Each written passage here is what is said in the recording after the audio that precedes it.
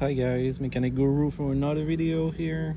So today we're changing the clock spring on the Equinox 2025 model. So let's jump into it.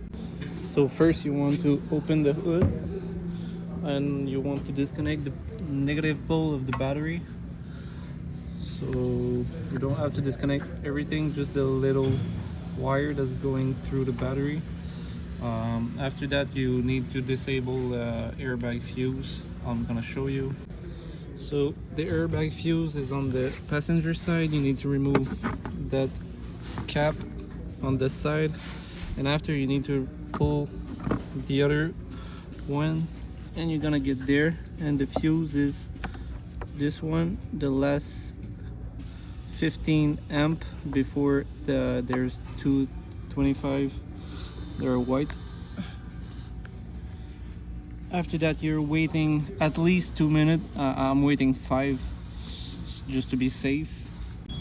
After that you're gonna have two 8mm on each side, and you're gonna press the tab here with a plastic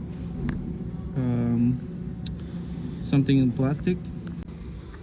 After that you're gonna have to remove the clip. Just have to pull on each tab, the orange one on each side, and after you pull the connector out, you're gonna need to pull the security tab, the red one on the yellow connector here, and after you remove the yellow connector from the clock spring, I have 3 bolts. This one is on this. You're gonna remove it. You're gonna have 1 bolt right here and another one right there, and also one under on the steering is removed. You have I'm gonna show you after, but you have a bolt also right here in the hole that you see, but you have the bolt in the middle. It's a